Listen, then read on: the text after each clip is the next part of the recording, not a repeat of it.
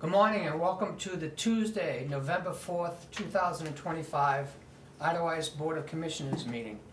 It's 9 a.m. The meeting is called to order, and the first thing we do is approve the agenda. I'll make a motion to discuss and approve the agenda. Second. I see we're going to recess the office. We have a couple of video conferences to attend with a website developer and a telephone company. Yep. Is there a need for a non-public session today?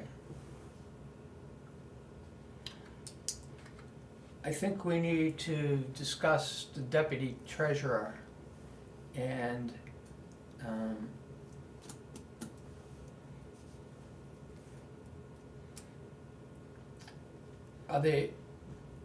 there are health issues involved that we need to protect, and I think that needs to be done in non-public session. Okay. So we're not protecting the reputation of anybody on this board, but we're protecting information, HIPAA-related stuff that we have to. So we will have a non-public session. We'll do that at the office when we reconvene before the videos. So Yeah. did you want to show up at round 2, maybe? Yes. Okay, Does that work for you? Yes, all right, great. I'm getting used to the fact that just keep all Tuesday open. Tuesday afternoon, yes. That's what I do. I know, lately. With that, are we set to approve the agenda? Yeah. How do you vote? 3-0? Aye. 3-0 on the agenda. Next, at 9:02, we move to the approval of the minutes of October 28th, last Tuesday. I'll make a motion to discuss and approve those minutes. Second. I had a couple of things. Okay, I got a couple things. Why I've don't got you a go couple if you're ready? things. All right, the very first one, right at the very beginning with the approval of the agenda, yep, it says October 2, and it should say October 28. yeah, I found that. Oh, Okay? Yep, gotcha. And in the first line of the DPW report, Yeah, grader starts with a, has a D. right. What That's did And you second have bullet. it spelled with a T. Cheese Oh. grater. Yeah. Don't worry, he has, in 2012, the sales rep from John Deere, Spelt it wrong. he's selling graters. And with a T? he wrote down in a quote, grater with a T. So I'm the same That's thing. a lot of cheese. Yeah. Right. Your grader's a couple $100,000, so this cheese grater is only $20. Yeah, and those were the only two things I had. Okay, I got the grader, but also now if you go down to the fourth bullet point under DPW, Yeah, it's not Frechette Tire Service, it's Frechette Tire Service. So FRECHETTE. So yeah, you got it right other than the I. excellent. Okay. Yeah, Now if you go on the second page to Commissioner's reports, Mark's report is third bullet point. Mark Graff makes a motion to draft a letter to the owner of Class 6 Riggy Road after there has been you said recent, should be recent, RECENT versus recent. yeah, Okay. Yeah. Okay. Then if you go down to Nancy Cole's, it's a long bullet, but if you go down to the third line, it gets a little confusing. It says Mark Graffam suggests that a special meeting be held on Saturday, November 15th, so far so good, for the purpose to review items for the identifying warrant articles in conjunction with resident participation. A little clunky for me. Couldn't we just say, for the purpose of reviewing and identifying warrant articles with resident participation? Sure. Yep, It also left out it just talks about warrant articles. 2026 should be listed in there somewhere. okay, Okay, Budgets. good. yeah, And budgets. Budget. Okay, so identifying Oh, so 20, John- Which budget is a too. warrant article, but Right. yeah, it should say budgets. so identifying Operating budget, 2026 water budget, budgets and and warrant warrant articles. okay, so, all right, we didn't talk about that, so We we're do gonna it- have to talk about the requirements of what you're gonna need for this meeting. Yep. We can do Yep. that later, Yep. so, okay. All right, and I think that is all I had. Yep. With those modifications, how do you vote? Oh, I thought you had some. Aye. They covered it. Okay. Aye. Bullet. 3-0 as amended. Very good. Now at 9:05, we'll move to approval of manifest, and we have an operations manifest for $7,767.05. Mm-hmm. I'll make a motion to discuss and approve this manifest. Second. And this is pretty simple. Mm-hmm.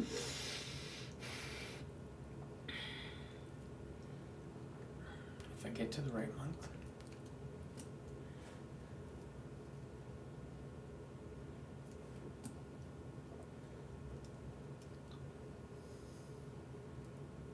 First thing I see is Black Dog.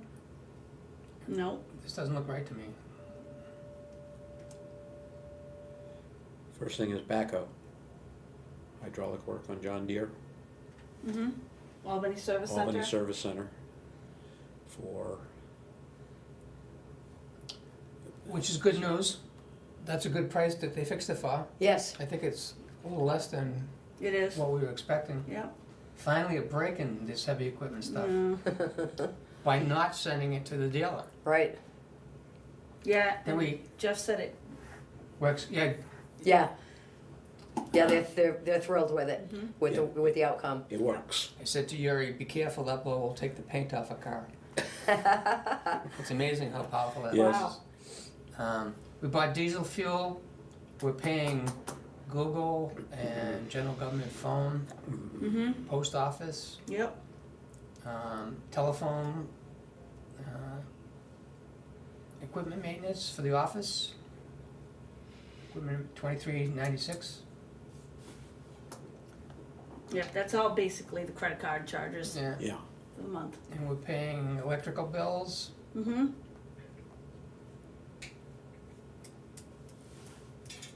$560 Parks and Recreation, hydraulic, VLAP, Mm-hmm. pond testing for the Mhm. state program, payroll processing fee, and they're stockpiling a little hydraulic fluid that they know they're gonna use for Yeah. $116.11. Yep. With that, how do you vote on approving this manifest for $7,767.05? Aye. aye. 3-0 on this manifest. Now we move to the water manifest. I'll make a motion that we discuss and approve a water manifest for $1,349.12. Second. Aye. Hey, we need to discuss It's it. small. Has 3 items on it. Well, it's two Electric bills, bills Two. split out 3. Aspen Bergdorf, FW Web Parts, and Mm-hmm. for the Lugano leak. Yes. How do you vote on this manifest? Aye. 3-0, would already voted. Aye, but, You got a question? just a quick, I think, some spelling corrections. Not that it's really necessary, but under FW Web, it says items for Appen Bergdorf project. I think it's Aspen. Aspen. And I think Bergdorf is spelled incorrectly as Yeah. well. UGR, Yeah. URG. Other than that, I'm good. Okay. Hmm. So at 9:08, we move to the DPW, and there's a note here, observance of Veterans Day - Monday, November 10th motion. Yes, we had originally set the meeting for Thursday. Thursday.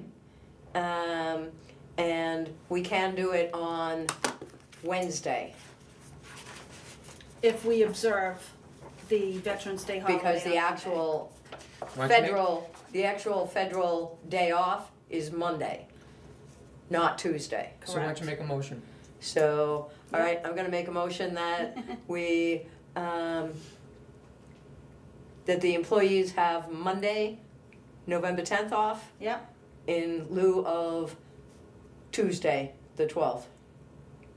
And that we hold the meeting, Monday can't be the 10th and Tuesday the 12th. 11th, sorry. Correct. It's just That would be something I do. skip a day. I'll second that motion. Discussion? Okay, so we're gonna hold our meeting next week on Wednesday, the 12th. Yes, Yep. And I'll confirm with Madison TV too. They already know that it might happen, but I gotta tell the girls upstairs. Any further discussion? All in favor? Aye. Aye. 3-0. Great. Like we were just talking about, the DPW is blowing the leaves off the roads and out of the pipes and out of the ditches. Mm-hmm. There's a widowmaker hanging off the travel surface, but it's, so it wouldn't have killed anybody. It could have if they were walking in the road, but it wasn't in the road.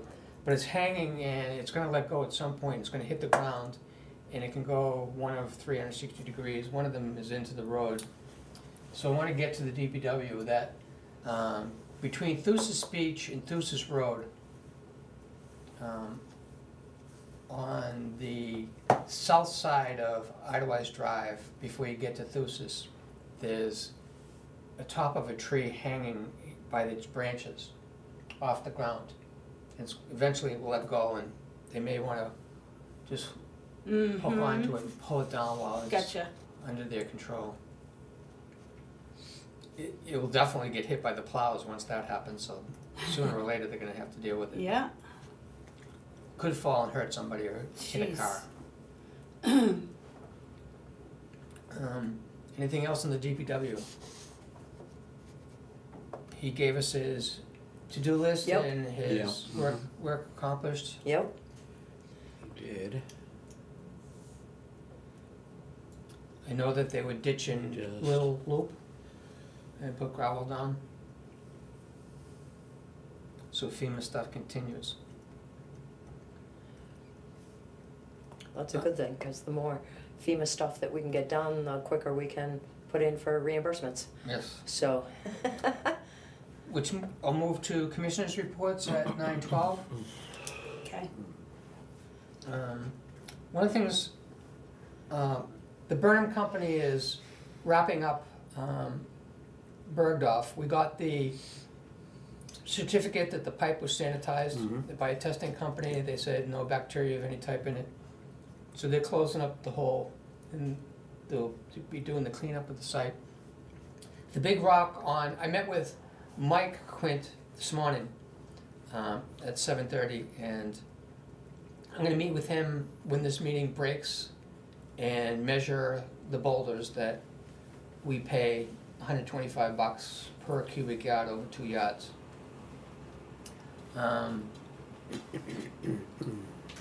I measured 3 of the rocks that I knew came out of the hole last week. One of them is 12 feet by 8 feet by 4 feet. That's the big one on Aspen. We call that Big Mama. Big Mama. That is a project in itself. Yeah. Yeah. If To you move that. If you hired somebody, well, you did recently, hired somebody to make a big hole in your yard, Yes. and they didn't have to pull out of the ground a truck. Yeah. This thing, Yeah, they pulled in some big stuff, but not that big. I can't believe they could pull it out. so this thing is, I think the calculation is gonna be that this is like a 24-yard rock. This one right here. No, No? That's the That's one on on Aspen. That's the one on Aspen. There's that another one? that one's another one. That one needs to get moved, and that would be on us to move it from that location, because the Because guy it's right across the across from the street. driveway from. Yes, and he plows his 6. driveway right where that rock is. Yeah. Okay, yeah. The good thing is the Burnham Company's gonna move that for us. That's not part of their contract to do that. Oh, that's That's good. it. That would cost us we probably have to money have to it get rid of split. that rock at this point. Yeah, It that's wasn't part of the contract. I thought that was that's not Big Mama? No. Oh, I missed Big Mama last week. Big Mama is at least twice that size. Wow. Wow. I don't know how they did it. I wish I was there. So it's somewhere down Bergdorf? It looks like a guardrail off Bergdorf near the culvert. It's Well, I saw a series of rocks that created a guardrail near the new culvert. yes, that's where it is. Oh, okay. The big rock there.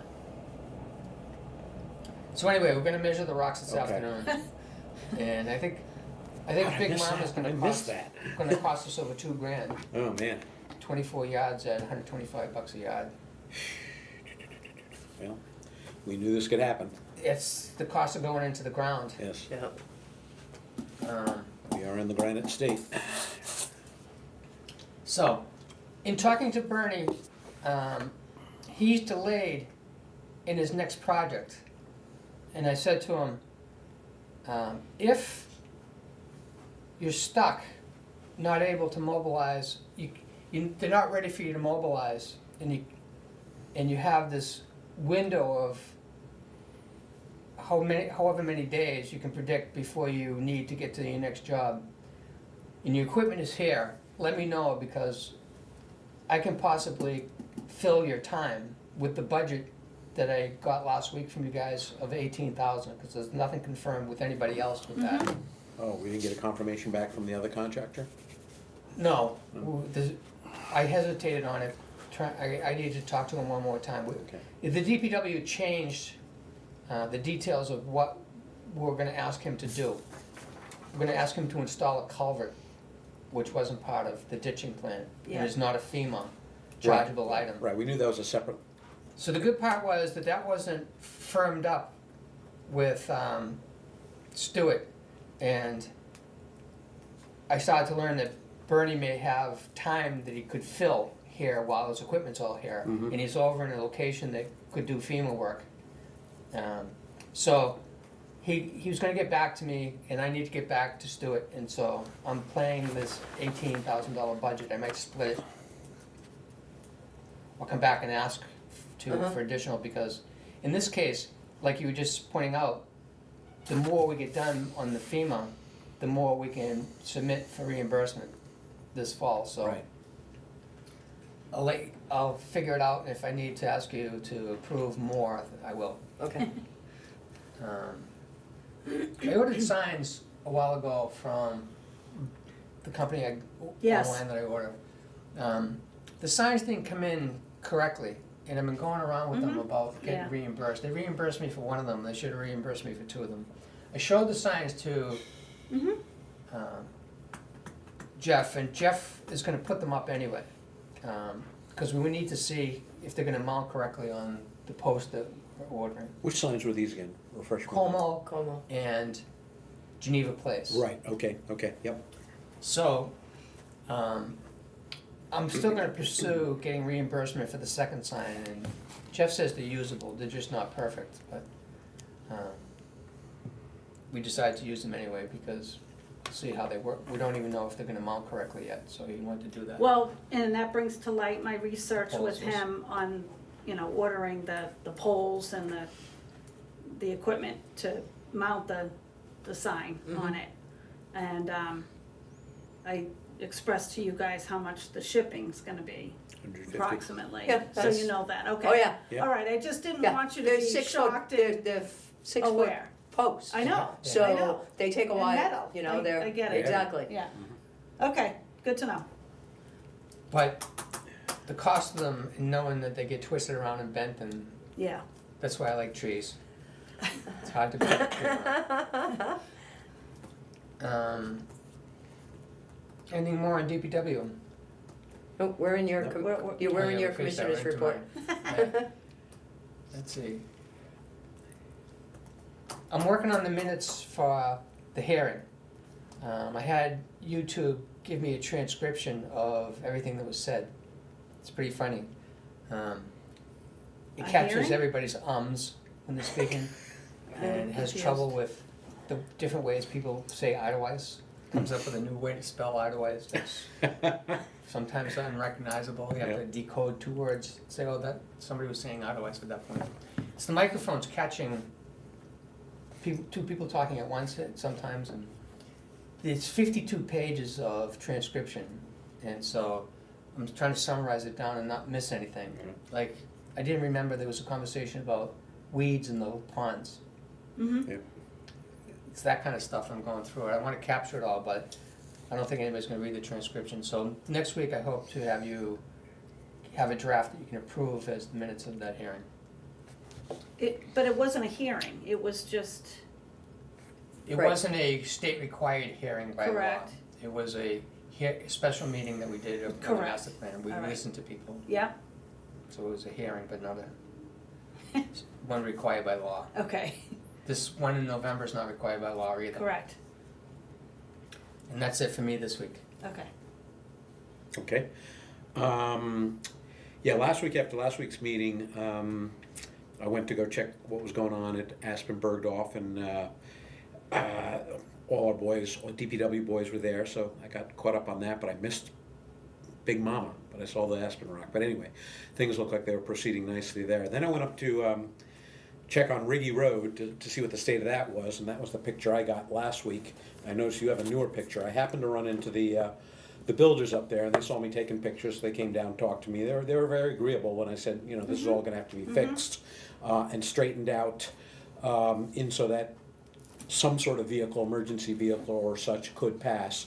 Like, it's hard to see, but there was a big dip there, and then of course this was a big mound of dirt that went up and over, which would have been exceedingly difficult for any vehicle to get over.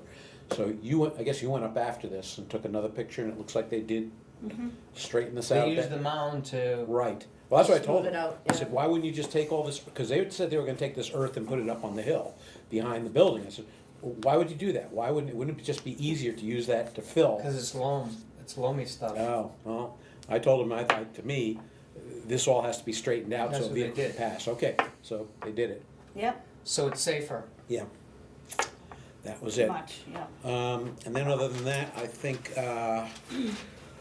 I guess we'll discuss at length with Ian when we start talking to Ian, but we got the report that it's, oh boy, it's lead line time again. We gotta put out another mailing, Sounds like Which a I country did- and western song. which I did last year. I'll do again this year.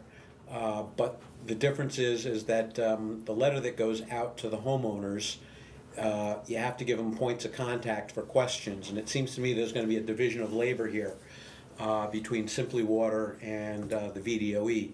So if it's simple, for example, I gather if a homeowner decides to do the self-test and they get the results back from whatever lab says, no lead, you're clear, then technically they're supposed to report that to us, and that's our responsibility to update the spreadsheet. But if they have questions about lead on the water line leading to their service line, or even maybe the service line itself, you know, more technical stuff, water service technical stuff, that would fall under your jurisdiction. Yeah, I mean, as needed. I mean, obviously, yeah, reach out on anything you guys have questions on, and I mean, we can try to answer. As you know, anything unknown is unknown, and like all other things, we have to be conscientious of the words we use. So, you know, that's just the boat that the whole inventory puts us in. So, but yeah, anything we can help with, obviously, we're happy to. Okay, well, if you haven't seen it, the spreadsheet that they provided us, every single address in Idlewise and then some, I think there's a few in there that shouldn't be there, but I'll double check it, unknown from top to bottom.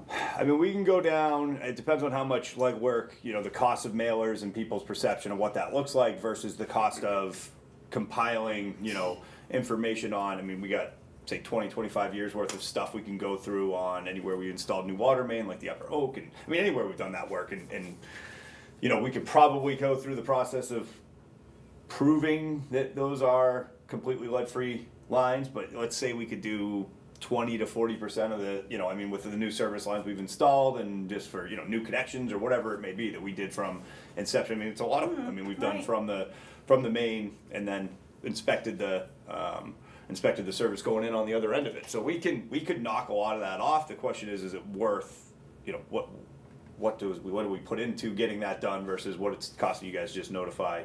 Because you're still going to have, say, 60% of the system or something that's just generally unknown. So, Right. Is but- there a year that we can say anything built after a certain year? Because the rules had changed and they weren't allowed to use lead? I think that if you guys said any time after, I mean, what, 2000 or something, you know, we've been at least involved in some degree that you could say that the lines were inspected. You know, you guys had a water ordinance, it was followed, you can show that inspections were done on it, but how much digging and lead work do you have to do to show that? We're not gonna have visual proof of it, but you can show that there is an inspection process here that was done and that the water operator is always the one that tied the lines in, and it was always done with, you know, the same material, and say that any new house connected into the last 20, 25 years has been, you know, guaranteed to be lead free. Anything beyond that, back along. I mean, we Right. could also, you know, say that every single line we've ever dug in here has been poly, 100% of the time. So it's They are. we've never seen anything but poly line in this district. Right. It's, My it house is the was built frustrating in thing. '72 and it had had a poly pipe. I mean, I bet I've touched at least 50%, if not more, of the service lines in this, I've in never this seen district. any, Nope. in 42 years, I've never seen No, I any. mean, we've never seen anything but PVC lines and, you know, poly service lines. So there might be an avenue to take that and say, hey, you know, any specifically any new connection or any repairs that have been done, you know, any new services that were replaced services that even if they were this in the 60s, yeah, we didn't document it properly in, you know, 2002, but we can say that through our, you know, means and methods that this is a guaranteed, you know, poly service line. So you might find some traction with that. I'm not exactly sure if there's been any leeway opened up on how Well, they're they talked operating. about pictures and, you know, documenting. Yeah. They're looking for documenting. They're, Okay, you but can you're say it right. all day long and I it's think, still gonna I don't think we need to get document. in depth, because this would be a very long-term project, because the goal now that Arcadis has turned it all over to DES and us, is that once a year from now on, mail we're it gonna out. have to send out a notification and just keep slowly but surely updating that spreadsheet from unknown to what it is, until it's finished. Yeah. And that could be, Or this gets turned over. and 20 it's or no more longer- years, No yeah. longer a policy, Right. which is the more likely scenario. Yeah, So, right. because that's, I believe, is currently in litigation to But- get rid of this. for example, yeah, you may have replaced, let's say I know you replaced a service line at a couple houses that were built long time ago, but they needed a service line replaced. But if you were to actually go inside the house to where the valve is, where the line comes up to the valve, they gave instructions on a test last year where you take a quarter and do a scratch test, and depending on what you see, you might be able to determine if that metal in there is lead or not. Huh. So it's possible. It's possible. But anyway, let's not get into a discussion about that right but now. yeah, so long story short, whatever we Right. can support you from on that. Lisa's very involved in the lead service line inventory. I mean, I only get involved when it's like, Okay, you know, so paperwork. I'm gonna make a motion that when we send the letter required by us from DES regarding the lead line inventory to each homeowner, that we also have our own cover letter. You know, basically explaining to the best of our knowledge, we believe there's no lead, but, you know, we gotta, you know, that, if you go ahead and have a lead test, the water test, or you do the scratch test, or whatever other tests are out there, once you get the results, the homeowner, you need to call into the office so we can record that information and update the spreadsheet. So again, that would be our Are responsibility. they allowing a lead sample test to dictate whether that's a lead service line? Like as far as if you draw a water sample, when somebody comes to you guys and requests for a sample because, you know, Yeah, they gave we've us said it's water unidentified, bottles. right, so you hand out the bottle, they go Right. do their test, they The submit it, and that paperwork comes goes back with to no the lead. state. That, I Doesn't still come don't back to believe us. that takes us off the unidentified list, unfortunately, Right. that just puts their mind at ease. Right. That's not. No, I think we're supposed to report that. You can report it, but Right. and I might be wrong, again, this is No, not. I think we update the Okay. spreadsheet saying no It's now lead reported in identified. this line. But here's the kicker, is I think after last year's letter, which had that same information, I think a couple homeowners did that, but did they ever report back to us what the results of the tests were? The paperwork that they receive with the bottle and the test goes back to the state. Yeah, it must be reported. Doesn't come back to us, it goes to the state, it's the, Yeah, but the homeowner would be identified would be told the results as well. Okay. I would See, hope that's so. where okay, let me do some more research, Yep. but that's where there may be a disconnect. Okay. Right. Because it's incumbent upon us, the VDOE, to whenever we get information on a particular home, lead or no lead, to update that spreadsheet. That's our job. Okay, so if it's going to DES and they don't tell us, how are we supposed to update the spreadsheet? So I think it's on the homeowner to tell us, but let me dig into that. Look real quick, to see if you guys, if it Okay. shows up on your, master sampling schedule. But anyway, I'll dive into this, but I remember last year, there were several sort of subtle, confusing issues as Oh, to for how sure. this It's all worked. confusing, Yes. It's, So, and that hasn't changed. so I think you're right, the best thing we can do is just keep sending these letters out annually, but as we receive information, if we receive information, we need to update the spreadsheet, and maybe later on we'll figure out how we can get information from you guys and it can be a separate project, update the spreadsheet based on records of when service lines went in. Certainly, Do you have some idea when the last lead sample might have been taken from you guys? Requested? Just as a ballpark? I wouldn't know. Well, we didn't have to do it last year or this year, so 3 years ago? Oh, really? Okay. Before Jennifer. Yep. So there is a lead report from February 23rd, 2025. So don't know, let me see if that says who sampled it. David Ingram. I don't know Oh, that was a if that's- homeowner. Okay, Yeah. so actually, so what they're requesting for an analysis is going back to your one-stop site. So there's like a whole list of samples, the first 3 pages is just the samples that the lab's been taking for you guys, you know, your quarterly samples and whatnot, but those are actually going back to your one-stop site, so. what is a one-stop site? It's a compilation of your entire system, so it's like, everything about your sources and samples you've taken and current violations, and it's all on there, so. I'll introduce him to Introduce him one to the site one-stop, in the so- office when we're in the Okay. office today. Okay, There's a lot of information to be garnered there. Sometimes it's, you know, kind of overwhelming, but it's at the end of the day, the biggest thing we use often is typically those violation notifications or sampling data. So it does look like at least something was gone, went back to the.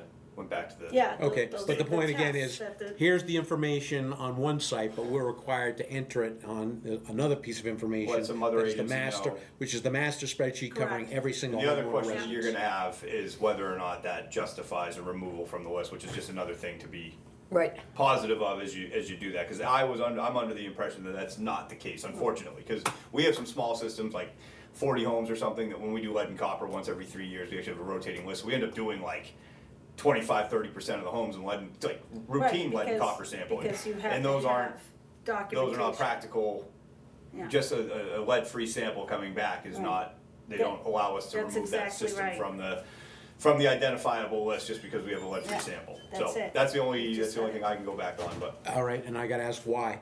well, that's a great question. That's why this whole thing is, people are upset Because you can about it. literally, Don't so there's been understand. times like when like one of the policies of the state, I don't know, last time we did it was probably over 5 years ago, but like if there was a thought to be lead line, this predates the LSLI, but you would actually do multiple draws to double the amount of water expected in a service line. So if you had a, say you plan to you know it's a 3/4 inch, but you say it's 1.5 inches, and you say that it's 100 feet long, so you call it 200 feet long, and you would draw like 12 samples off that service line right in a row with no space in between, you know, just fill a bottle, right? And you report that to confirm from the point that at the inception of the main all the way to the home after Yeah. sitting for X amount of hours, you drew all these samples, and that was actually a practical way to remove a line from, or to justify that it did not have lead. And now they won't allow that, and I don't know why. So, I can't answer that question, but that's one of the problematic things with this is that Okay. there are more feasible ways than digging a curb valve and spending $800 looking at that and digging up the house, doing all this stuff.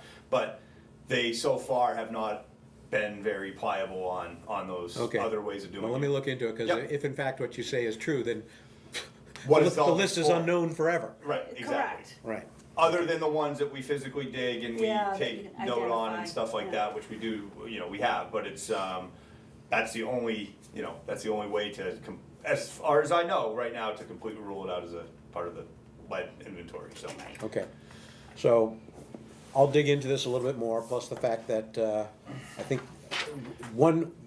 this latest notification, the email sent to him says we need to have this notification sent no later than December 1st, but of course, earlier in the instructions it said you have until July 1st. Yeah.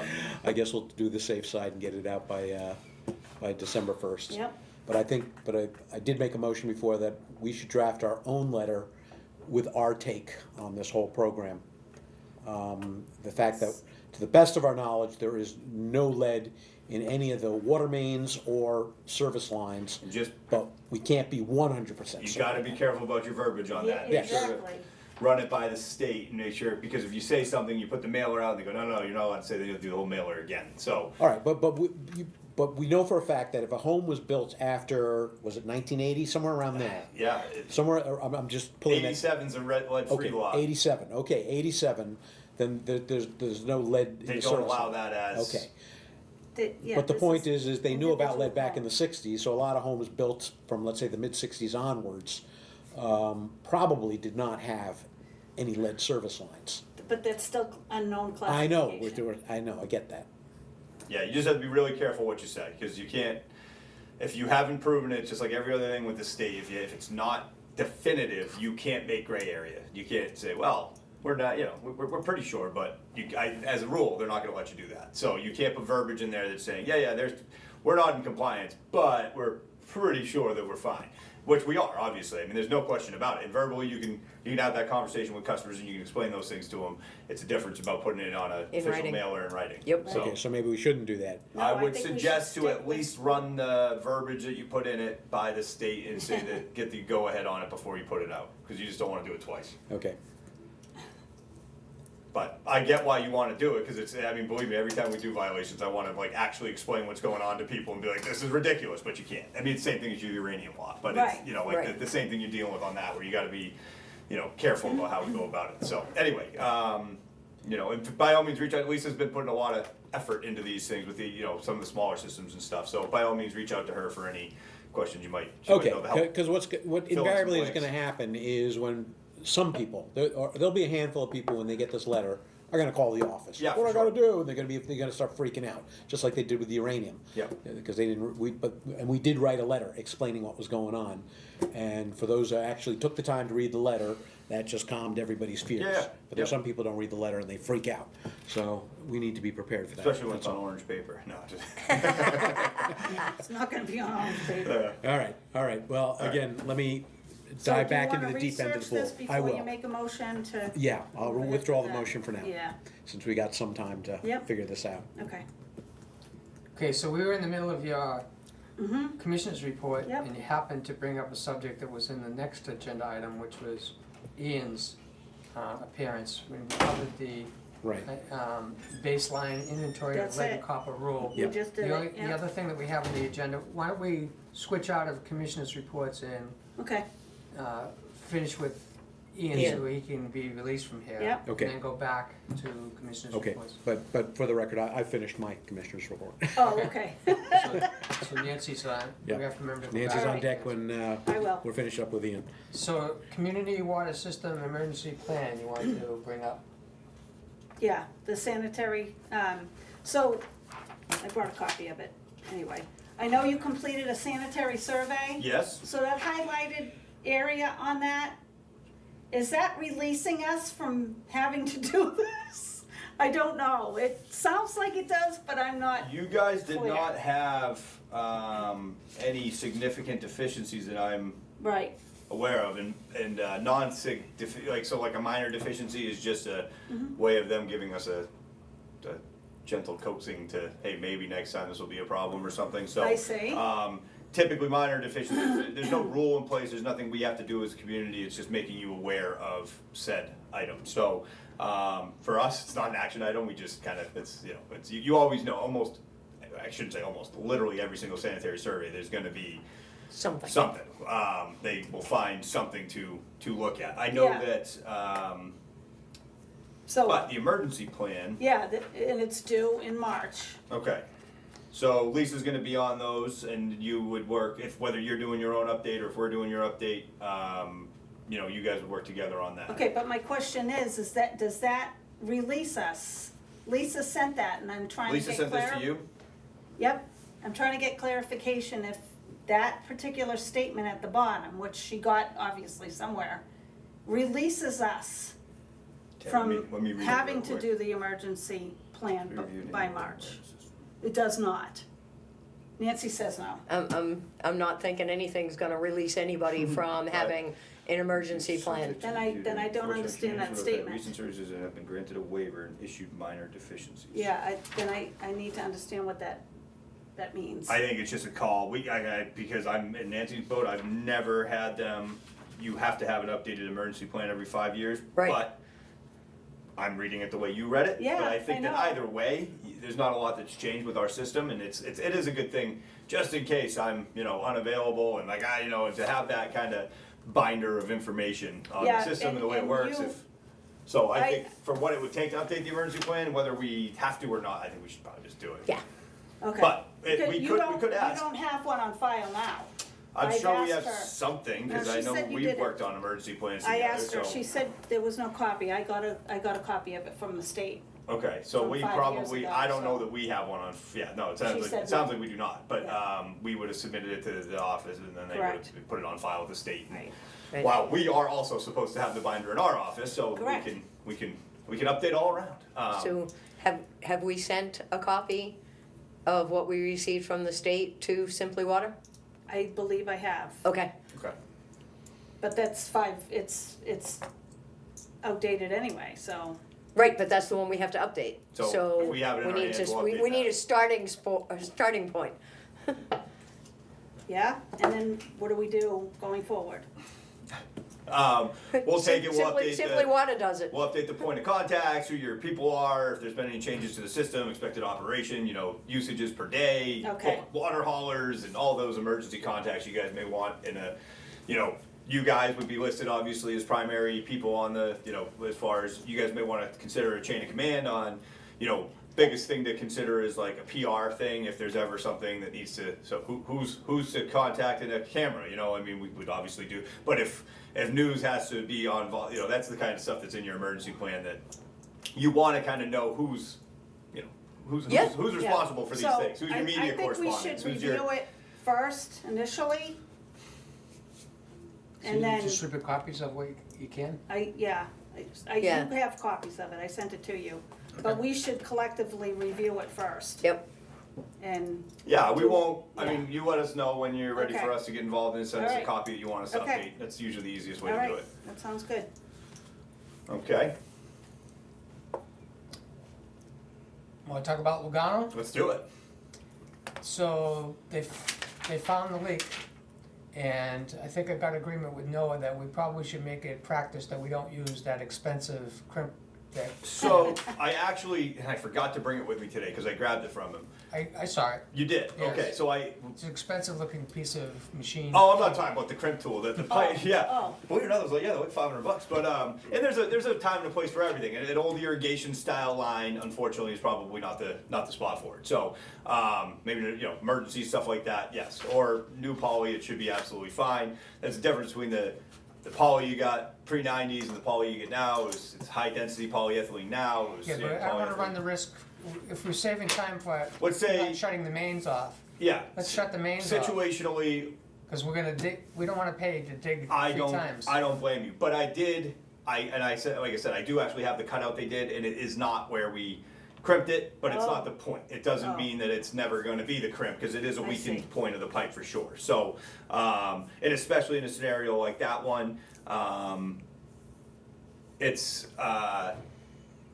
that was an easy place to isolate, and we're only shutting off, believe it or not, all the way from like Lugano to Big Loop or whatever, it was like 8 houses or something, so. I think it was 4. Or 4, okay, yeah, so we're talking a pretty minor outage, it just, it's been a tool at our disposal, we've been using it for years, so, but yes, we will absolutely, outside of emergencies where we just can't get the water to stop, and we already talked about if they ever have to use it, we'll still shut, just to get the ditch cleaned out or whatever, then we can move to, isolating the main, cutting out where it got crimped and replacing that section in a repair, so, policy updated on that, if we ever do, so we won't use it unless it's like, need to dewater the ditch and we can't get ahead of the leak without getting it, because what we don't wanna do is shut the main down and have the potential of back suction from a submerged line, so our primary thing when we're fixing a leak is to always get it exposed before we fully shut down a main or a service line or whatever it is, so we'll just play that all by ear, but if we ever do have to use it, we'll make sure that that section of poly is removed from the equation.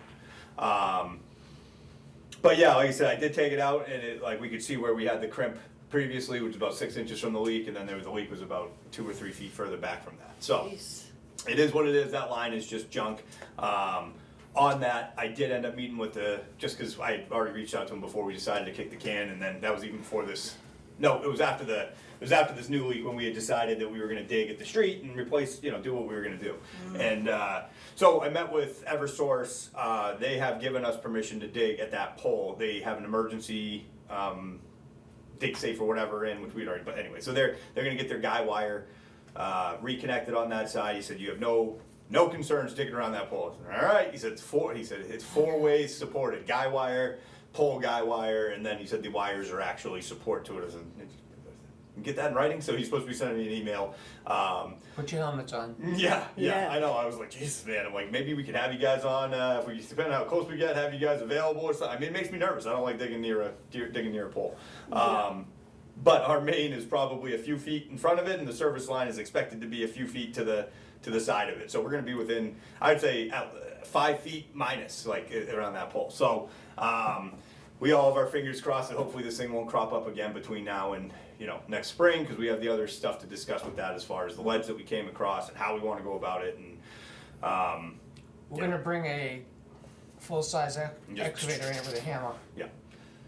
And if we're gonna do that, I'm wondering if we should plan on putting a isolation valve at the top of Lugano, that was supposed to go in during the Rhineac project. So, I know we had discussed that, I can't remember how long ago, as far as those isolation valves, but I will tell you, essentially, if we get isolation at the top of Lugano and over at Jungfrau, which I know has been, you know, is known as a troublesome spot, we're gonna have to have larger equipment and just kind of prepare for what comes with it on a deeper hole.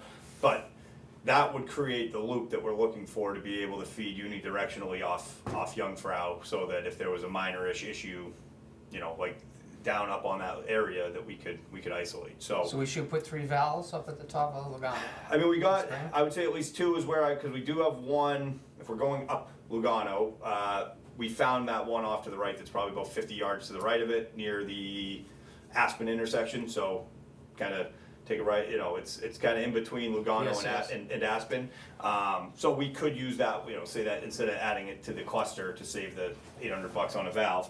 But a minimum of 2 valve cluster right at the top there, 3 if we wanted to update that valve, although it operated very well, so it's not a concern on it, but. So you talked about Jungfrau, two at the top of Lugano. At Jungfrau, you're talking about the valve that's way down on Alpenville, like 11 feet down, That's the one. and you want to isolate Jungfrau off that, and that valve is like too deep. Should we put a new valve in on where we can reach the pipe on Jungfrau? So, and I think you had mentioned that, kind of picking down lower towards the beach and kind of up higher. Spread up the on, cluster out? Yeah, I mean, it's Where we can get to certainly, it. that's an option too. You know, the beauty of where that valve is, as deep as it is to be, I mean, essentially you just have to put a couple days aside for digging up that area and really opening it up and just almost shelving down and getting, you know, I mean, you see the equipment like that Bernie's using, that stuff can dig 15 feet deep, you know, I mean, like, easily, you know, it's like it's a whole different ball of wax. So, you know, you get a piece of equipment like that, yeah, you're gonna have a big hole, but you'd be able to get down around that pipe. So, is there an option to kind of go up or down? Absolutely. But I think that probably for time in finding the pipe and knowing exactly where it is and be able to just trace that gate valve box down, it just hit the extent of what a mini could do, you know, 9-10 feet deep, and then it's like, well, that's all you can get. So you're just out of the range of that type of equipment. I think if you make it a different project where you got a bigger piece of equipment in there, well, now it's back to being just a job with a bigger, you know, bigger hole, bigger job, but the capability of the larger equipment would be able to do it. So something to think about. I don't know that we'd really save anything making multiple holes and looking exploratory, digging the pipe and stuff like that. It's hard for me to say, obviously. Asphalt, you know, is there asphalt? Now I'm trying to picture the road. Does it turn to dirt? It's asphalt lower, obviously. You can put an isolation valve in on where the asphalt ends on Jungfrau, which is close to that intersection. Then down the bottom towards the playground, it's all asphalt. It's not new asphalt, but it's asphalt. We have to replace it. It's just the cost of. Yeah, let's get I mean, it's absolutely an option. So I mean, that's up to you guys. I don't know. We can do Lugano and think more about Alpenville. Yeah, that Wait works. till the next time we wish we did it. And it's not even known, but the expectation is that if you consider that a T, which under folks, the mapping doesn't show it as a T, it shows it as a single direction line, but I don't think it is. The expectation is that the current isolation valve is kind of as odd of a location as that is, we think it's over, kind of like on the Jungfrau leg of that line, not the Appenzell leg of that line. Now, it would stand to reason it's on the downhill run of Appenzell, and that now you'd be, because I mean, technically, we have one for Jungfrau. There's one down the bottom of Appenzell at the playground, right? There's across the street in that like triangle, if you Yep. will. We have a 3-valve cluster there, but that's, so we would need it, kind of seems counterintuitive, we kind of need it on both ends of it, so that if there was something, you got to be able to feed, you know, in any direction based off where something comes up and where you're trying to work around. So just that being the only feed of water that can get, like, the water has to come down Jungfrau to get to the distribution system now. In lieu of that, not to make this a more complicated thing, but as we get Muddy Beach as an option again with VFD pumps there, we actually have some opportunity to like isolate and feed differently with that as well. It's a different conversation, but you can kind of match pressure in the system, and the VFD will match, kind of ramp up and down to match what you're trying to accomplish with it, which in an emergency would get us around some of this. But as we are now, our sole feed location is off that Jungfrau main, so it's just, it's important, and it doesn't come up until it does, and it might be another 5 years until that loop is gonna be wanted, but boy, when it does, and you're looking at shutting off 300 houses instead of 10, it's nice to have. Yeah, I guess what I wanna do is count the number of houses on Jungfrau back to the valves that are outside the, How long they might be how incidentally. many houses there are, how many houses are down if we had to close the valves back at the pump house. Yep. I'm trying to, well, anything that we close back there is now, that loop, that's the only feed. So if I close it out back by the pump house, It's I'm not now, just Jungfrau, you close yeah, everything. that's everything at that point.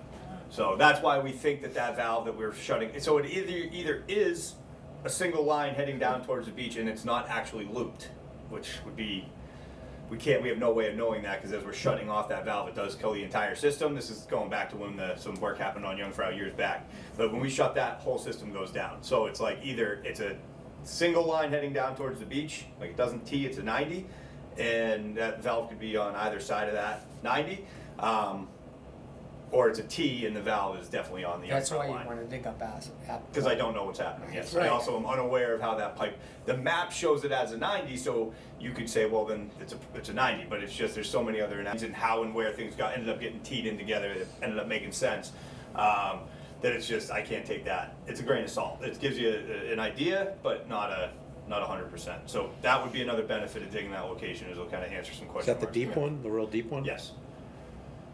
So conveniently, it's like the deepest valve we have in the system as well, so, you know. Besides Grissom. Besides maybe Grissom. No. Yes. So yeah, that's, Did you have things you wanted to talk about? yeah, I mean, we'll talk about, those guys are actually opening that loop line as we speak, so that's, that project is essentially completed. I stopped in over there on my way Talking through. about Bergdorf? Yep. So we now have a live loop. They got bacteria results Uh-huh. back a few days ago, and we are still waiting on the pressure test results, but it came back good from, Ben Shibley's company. I can't think of the name, but anyway, they have a report they're putting together, and they'll be supplying us with the. I forwarded you the sanitation report. I saw that. Yep, thank you. And I asked them for the pressure. and that's Certification. I did as well. So that's I told them let's get that in too. So I would, however you guys structured your final payments on the job, obviously try to get all that documentation before that final payout goes out the door. I have Just the to, check in my car, the last check, so. yeah. Just They need should. that certificate. There's nothing stopping that pressure report getting to us, and it's the best way to make sure it keeps coming is to Yep. probably, you know. That's what we have in writing. Good. So, perfect. I kind of told their site guy, because I was expecting it a few days ago, so they're aware we're expecting it. So that's good, that's done. They did an excellent job. They did an excellent job. They're Yep. great. Nope, I mean, that's all we said the entire time we were working with them, was how awesome, just great to work with a company that just is like, you don't have to say anything. They're just doing it. They're doing it Right. 100% correctly. It's just so yeah, that was awesome, and I would. They did more than what the contract. 100%. They just, and In a it's lot of like areas. the type of places that you always try to make sure that you're there, because it's the type of thing people will cut a corner. They just, when we showed up, it was just nailed. They did it perfect, exactly how you would, the best you could do to your ability without making it, a completely different world. Like where just the way they bedded the sand, like, everything was just done exceptionally well. So yes, I'd like to parrot that it's we were very impressed with those guys. Very easy to work with, very honestly responsive and everything else. So it was a great thing working with those guys. Geez, I don't know that I have much else other than that. SCADA. The new SCADA. SCADA, yes, that's up and running. We are getting calls. That's great. Historical data? Not He's yet. working on moving Yeah. it over as far as I know. He keeps saying it's a big project Yeah. and, obviously we have it on I assume we still hold our old computer, right? But no, you know how those things go. You stick it on a shelf and Yep. no one's ever gonna get back to it, So, yeah, obviously, and he's been told, obviously by you guys, by me, the expectation is that all gets moved over. So I believe he's working on that. I've had pretty limited contact on it, but You yeah. think he copied everything off the old PC, which he's Yes. holding at the office? Yep. So Right. he's not taking it off We're gonna have the old hard drive available to us, right? I mean, that's as a backup. I Right. guess he's got his own copy now that he's using. He's not going directly from that hard drive, the old one, to he the, moved everything and now he's doing it at his it's unplugged. office. Yes. Yeah. So, yeah, that's the way I understood it too. He was transferring data and then he was just gonna then move it into the system. So he said he had remote access and this, that, and the other. Perfect. Obviously you guys gave him go ahead on that. Obviously I'm always fine with our SCADA, whoever our SCADA provider is, having some means of access to that for troubleshooting and stuff. We're gonna have a video conference with a new phone company that is very familiar with working with EEI. Okay. Actually helped a lot to get EEI back on track for us. Cool. And part of what that is a new strategy with the phone system to eliminate needing the 911 aspect of notifying us of Awesome. through the sheriff's dispatcher. I think just naturally, hopefully, obviously there's always gonna be instances, but with us getting those alarms ahead of time and I get a low tank and a power outage that's gonna eliminate 95% of the calls that we're waiting on a customer to call us and tell us there's a problem. So I think just having that auto dialer back is going to be huge. No. So the alarm dialer is working? Yes, You're getting it? Yep.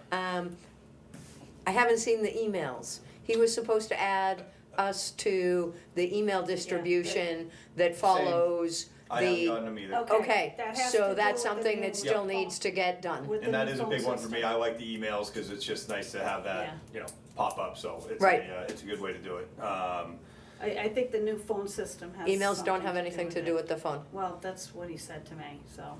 One of the things is that you're still using LogMeIn, He does. and I think we need another solution because I have heard that LogMeIn isn't so secure for. Okay.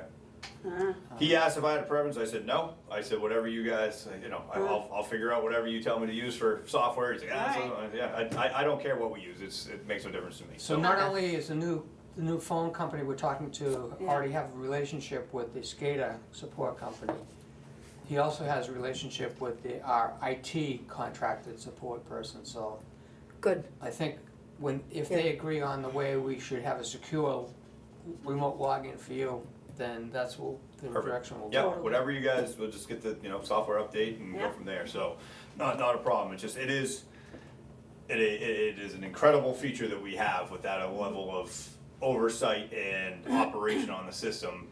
So whatever we do, I just like to make sure we keep something similar. That's it. Because I mean, it is the way the troubleshooting we can do before I even get somewhere. If there's guys on boots on the ground, I can take a look, keep an eye on what's going on remotely and stuff. It is very, very valuable. So, like I said, we just want to make sure it's something similar to what we currently have. I don't care how it operates as long as we can do the same Right. stuff essentially.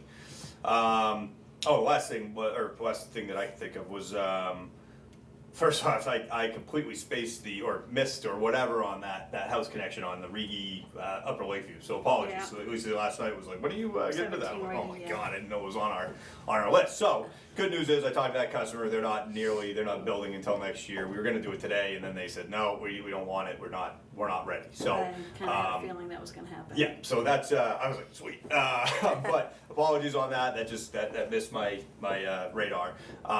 But I do know they might be coming in to kind of change.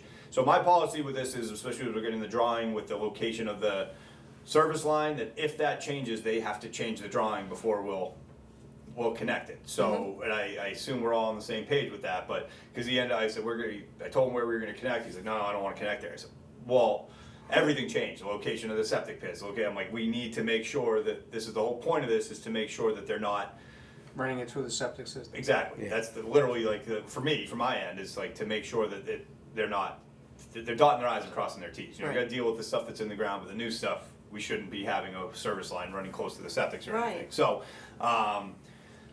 so they, I believe, are going to come in. I think they have Mark McConkey, I think, is who they said they were working with. But anyway, they're going to redo it because they had to change the location of their septics and everything else. I said, okay, with that, you're going to have to resubmit, and if you want it connected to a different line, you're gonna have to put that in. I told him I said I don't know what the decision will be made on whether that has to be engineered again through Nick. I would Like so say, if they're, because I think Nick actually looked at this as though they were going to connect to Upper Lakeview? Upper Lakeview or Riggy? Briggy, because that's the way I read his emails. It was gonna be Yeah. 38 psi, so it was post PRV. Right. Right. Although their drawing shows them connecting to Upper Lakeview. So I said, this actually, if you want to go over to Riggy, might actually be what we've already approved for you. So I said that might alleviate having to have it Right. re-engineered, but you still need to show in your drawing that you're not Okay.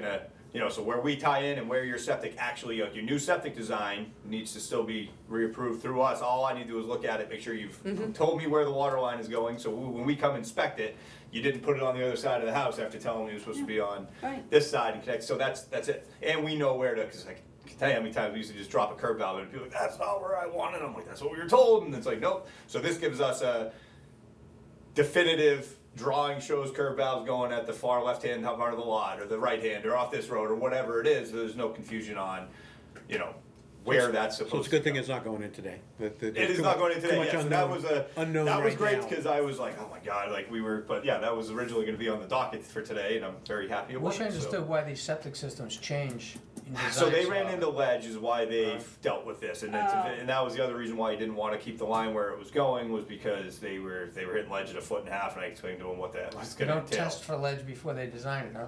I don't know, some of these lots that have gone in on ledge is just mind blowing. I think it's just, Yeah. what And I a mean, I perk think test it's, supposed to go Yeah. deeper than. I think as your available lots start to get lesser and lesser and lesser, Yeah. the location some of these things are going are more and more of a head scratch. Where you're like, that's gonna be a nightmare, Like we've seen a few of them where it's like they're literally building 12 feet of retaining walls to create land, Yeah. and it's like, but that's probably what he's gonna be looking at. Just a second off subject. Yes. If you remember the house on Burn at the corner of Platts, where we see a new septic system was put in on a new house. The house was built and had a septic system, and a short time afterwards, it had to have a new septic system put in. And we were all there looking at how close the house well was to the septic system. Do you remember? Yes. Now I'm recalling what you're talking about. So a contractor was telling me that septic system actually processes the material before it goes into the leach field. It's got a processing aspect to it. I've never heard of that before. I don't know. I don't think he's talking about a pump, which we have many of them in Ottawa, Yeah. that pump uphill Right. to a septic system. He said it actually I processes mean, the it. only thing Ring a along bell? that line Doesn't at ring a all- bell with you. Well, like anaerobic aeration inside of pump chambers has been a thing. Those tubes. They've done it through pumps, tubes, everything, but like in order to essentially expedite, the whole bacteria gets eaten up in the tank before it gets pumped out. But those are typically in grease chambers and things like that. Not I'll in ask septic. more about it. Yeah, because no, it's not something. I'll be honest. Septic's not my I forte. knew I didn't understand it when I Um, heard the brief sentence on it. I'll Yeah, ask it'd be more about interesting it. because I just don't know how you could. Anyway, who knows? See what you I find wonder out. if that's why they built it so close to the well. It probably got moved and nobody picked up on it. Is what has actually probably happened. Anyway, back to Oh, us. Yes, God, yes. wow. Jeez. What else we got? At least this one's getting rearranged first. We're probably gonna be looking at bleeders here coming up. So I mean, we just kind of do that. Some of the bleeders are already on. Well, they weren't supposed to be. I think Oh. we had. Are you talking about the one on Burn? Uh-huh. Yeah. Well, no one by the day. He's like, I think somebody, because we didn't do that. So then all of a sudden the bleeder was on. Yes. What? Yeah. So who knows? I think we had a. Hold on, going off. I think they ended up crimping it because he thought the valve was inoperable. I went over the other night. Valve was operable. So I don't know if some kid broke the copper off it or whatever, but that's what it looked like. So somebody went by and popped the copper off. So it just needs a little quick. It's not a major ordeal, but it's a quick rebuild. But yeah, that was. So I think it was that. I don't think anybody got on a curb valve. I think it was left on, turned and crimped Oh. to go and work on the valve, and then somebody just broke the copper off it. and or, who knows, maybe the fucking stick fell. Who I mean, there was knows? nothing in the immediate vicinity to say a stick fell on or something, but whatever.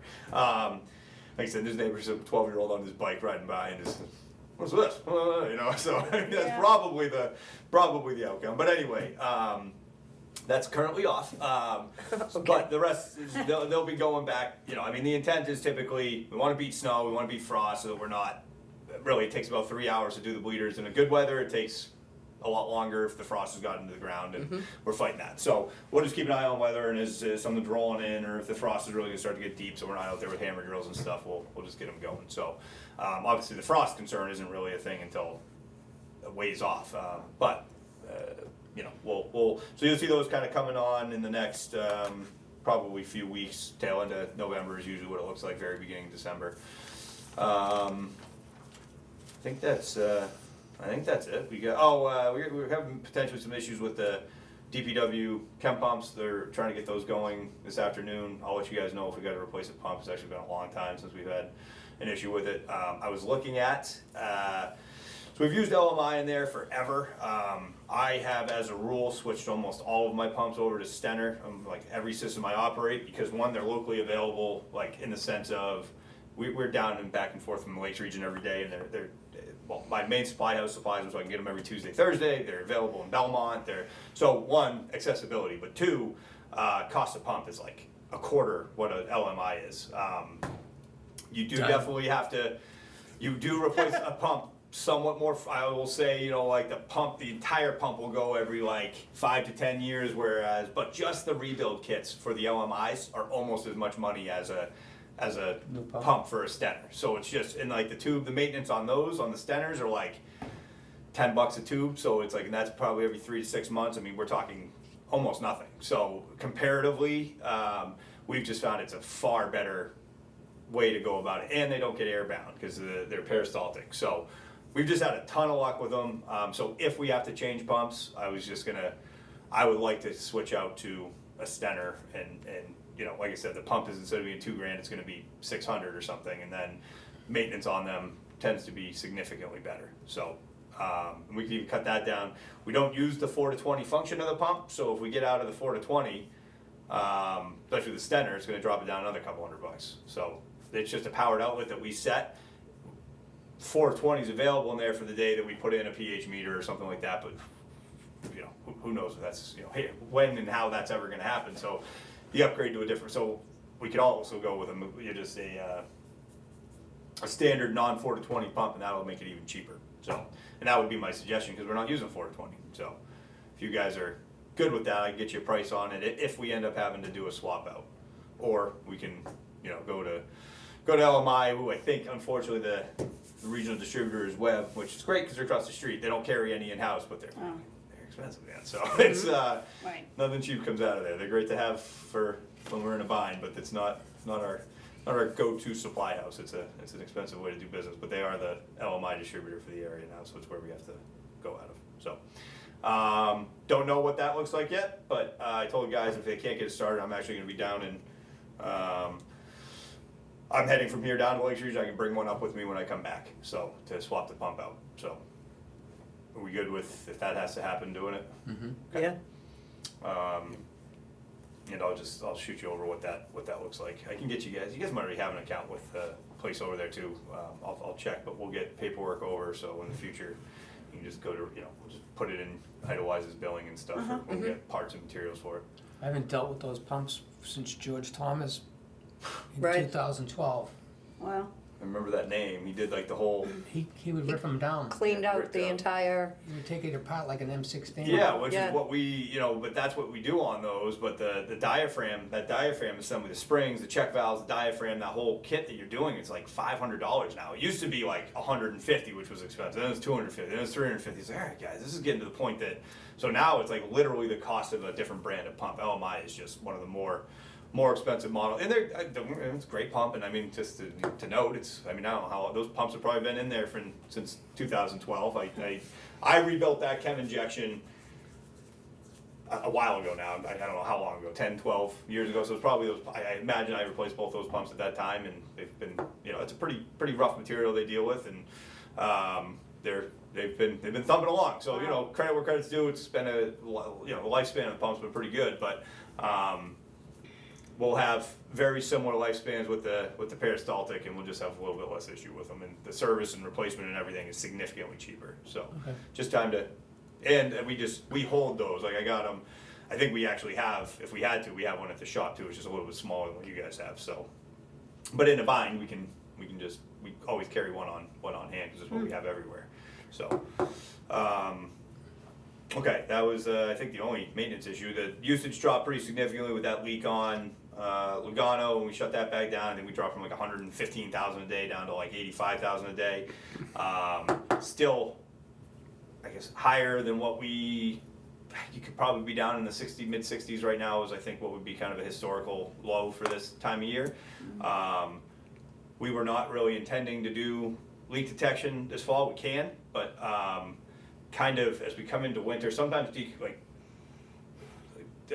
depressurizing like the leak can almost make it worse, and then it comes in threes. Like once you kind of fix the leak, we tend to find another leak and another leak. So my want, if things stay the way they are, my suggestion I guess would be let's wait till spring till we kind of kick the can on that. But if you guys want to, we can go out. I would imagine we're probably losing somewhere around 20,000, which I know is a lot of water, but it's kind of the nature of the beast. We very rarely get down into that historical low number anymore. So, and just by even finding it, sometimes we worsen the issue and kind of cause a chain reaction of a few more of them. So, I just hate getting into stuff right as we're gonna get into the cold weather and stuff. But it's an option. If you guys want us to go out and do leak detection, we will. So, which is just essentially isolating zones and just looking for where we find a drop. There's a difference between detecting the leak and fixing it at this time of year, right?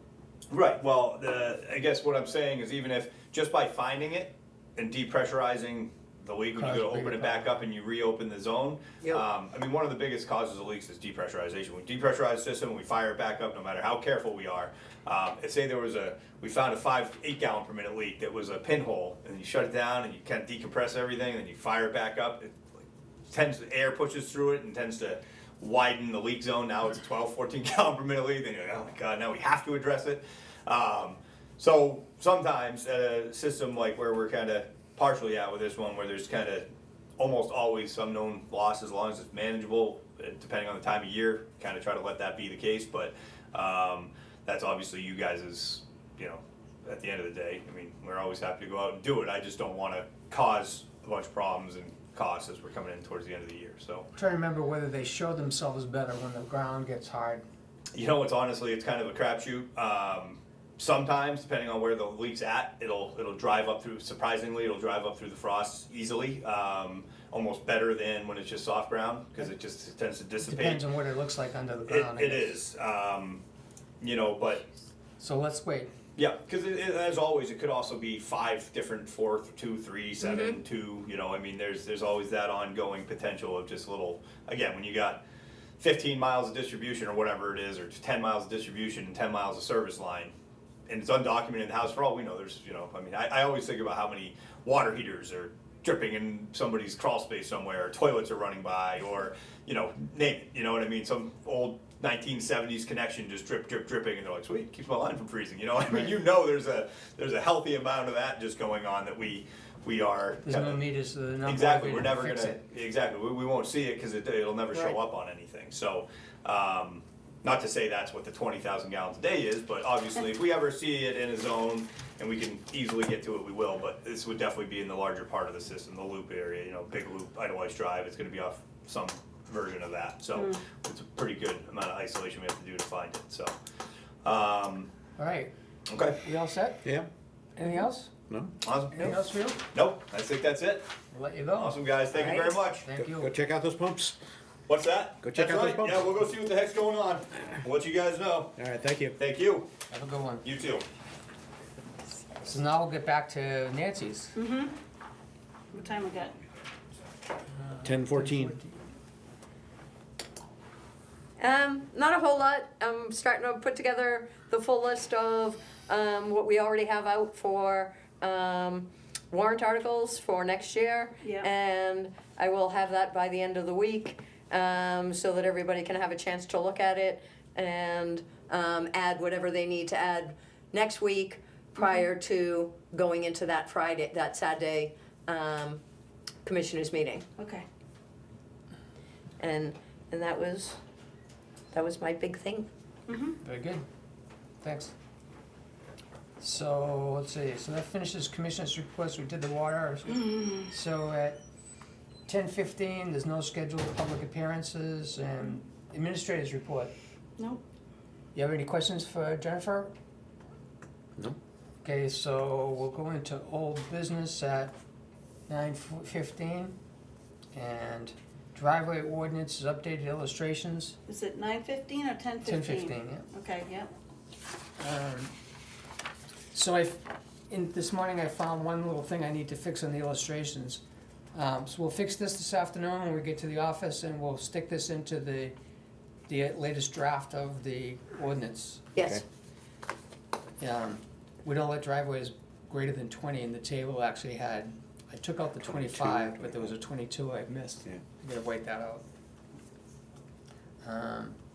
All right, so Are we gonna send that to, do we wanna set the date of the public hearing for updating the warrant, the driveway ordinance? good. Should we do one more grand review of it once we have this all installed in there and? I think we should. I know we've gone over it and over and over it, but, you know, I think it's, We have to have a final draft, yes, yeah. yes. So I think it behooves us to just do it again. When were you thinking? Well, we originally had said we wanted to do it before snow flied, you know? So if we Yeah. have people coming for the 15th, you wanna jam a driveway ordinance hearing into that? It's not a lot of time. It's gotta be posted, we gotta post hearings. Right, and that has to go 10 days in advance, and it has to be in the paper, so it's not gonna happen on the 15th. So what date you want? Do we wanna start it, do the beginning of December, and hope? And do it at a Tuesday morning? Have the hearing at a commissioners meeting? Or we could do it on a Saturday? You want one? I'd rather do it after, as part of a commissioners meeting. Okay, How do we do that? Post it as, it's easy, you just post it, we do it, we open it a hearing Like at after the commissioners meeting? anytime we is- want, before or after. Alright, well, whatever, yeah. alright. So, So I don't think we're there yet for setting the date.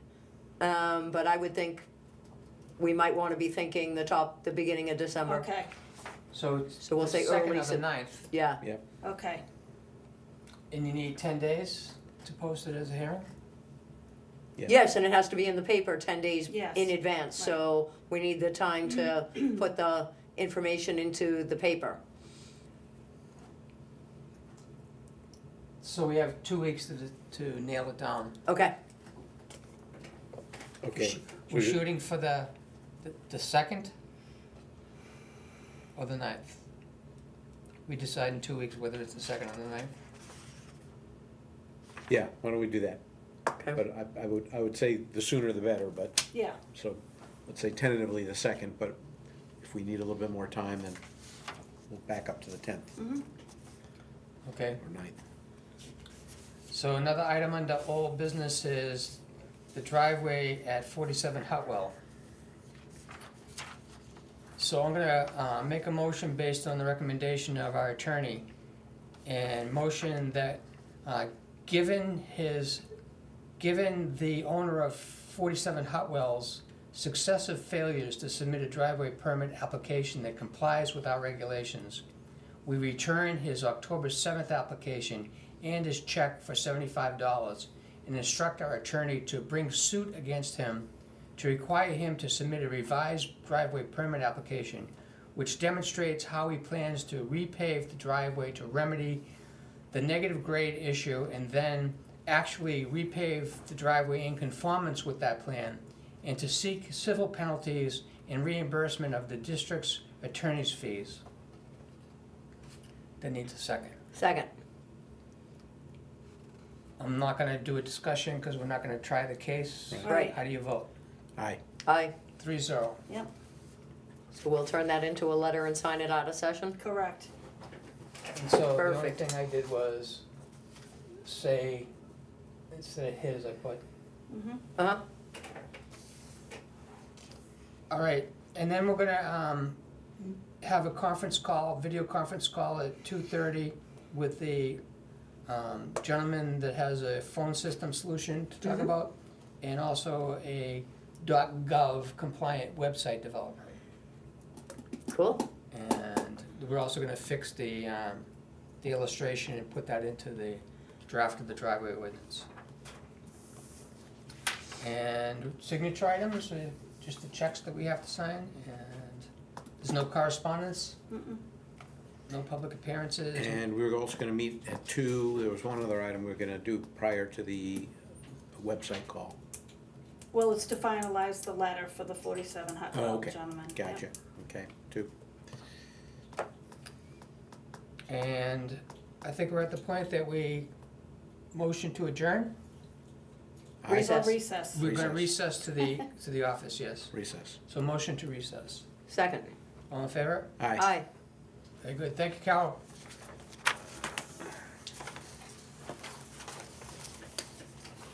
Well, that was fastest Ian meeting. It just gets better and better as we go along. Well, he's still